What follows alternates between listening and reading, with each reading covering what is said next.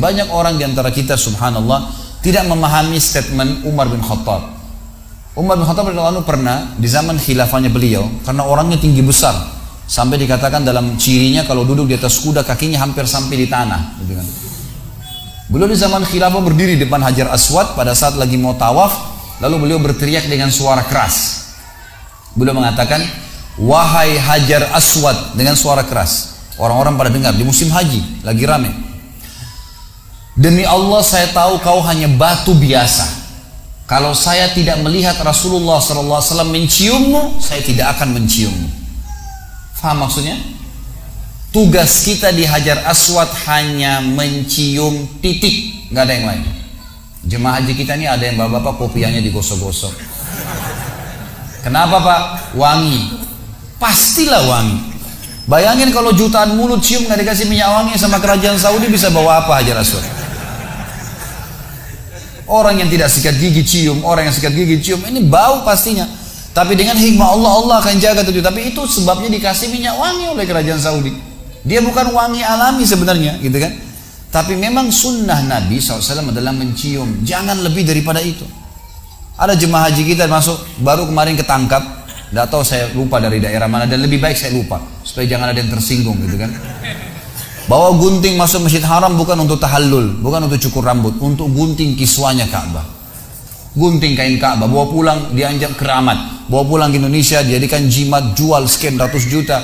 Ini semua khurafat teman-teman. Apa yang bisa diberikan kain kepada anda itu? Jangan ngawur ini, nggak boleh ngawur.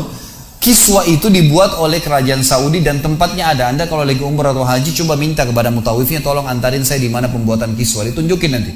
Tiap tahun diganti untuk memperindah. Dan di zaman Nabi SAW sudah ada kiswa dibuat oleh orang-orang kafir Quraisy, dan Nabi SAW tidak tegur, gitu kan? Maka dibiarkan juga oleh para khulafaur rasyidin, dan sekarang dibiarkan juga oleh kaum muslimin. Tapi itu untuk memperindah Ka'bah, tidak ada hubungannya sama sekali. Maka kita harus paham masalah ini ya. Ini karena ada perintah Allah di situ. Sama juga waktu kami masih mahasiswa di Madinah, seringkali waktu saya masih di sana tentunya di musim haji, kadang-kadang kami diminta untuk menjaga kuburan Nabi SAW. Berdiri depan kuburan Nabi, lalu jaga-jaga. Ingatkan jemaah Indonesia, jemaah Malaysia yang mengerti bahasa Indonesia lah. Bahasa Melayu juga mereka umumnya orang-orang Melayu bisa mengerti. Maka kami ingatkan, bapak-bapak di sini cuma salam kepada Nabi SAW, tidak lebih daripada itu. Kalau berdoa jangan di kuburan Nabi, berdoa menghadap kiblat. Karena kuburan Nabi SAW kalau kita berikan salam membelakangi kiblat, suruh hadap kiblat, gitu kan. Kadang-kadang subhanallah kalau kita lalai sedikit, ada yang gosok-gosok surbannya, kopinya di kuburannya Nabi, di rumahnya Nabi. Ada yang lebih parah, ngirim surat ke Nabi. Oh iya. Mungkin anda bingung kok bagaimana caranya. Jadi lubang kuburannya Nabi SAW itu dilempar kertas. Kalau kita lagi lalai sedikit. Selesai musim haji dibersihin kuburan Nabi SAW.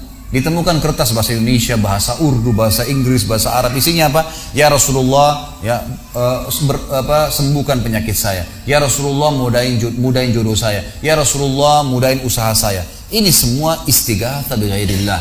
Minta tolong kepada selain Allah ini. Gimana caranya? Saya sangat yakin kalau Nabi SAW hidup pasti Nabi SAW tegur. Karena beliau berkata kepada sepupunya sendiri, Ibnu Abbas radhiyallahu anhu, "Wahai anak kecil, kalau kau minta tolong hanya minta tolong kepada Allah. Wahai anak kecil, kalau kau punya hajat hanya sampaikan kepada Allah. Dan ketahuilah kalau satu kaum ingin menyusahkanmu, maka kau tidak akan ditimpa kesusahan kecuali yang telah Allah catatkan untukmu. Dan kalau satu kaum ingin memberikan kepadamu manfaat, tidak akan sampai padamu kecuali yang telah Allah catatkan untukmu." Telah dicatat semua di Lauhil Mahfuz, pulpen yang dipakai menulis sudah diangkat, dan buku sudah ditutup, sudah selesai, kering tintanya, nggak bisa lagi berubah takdir itu. Jadi nggak mungkin Nabi SAW memerintahkan kita untuk itu. Para sahabat tidak pernah minta-minta di kuburan Nabi SAW, tapi begitulah manusia, kadang-kadang tidak faham, gitu kan.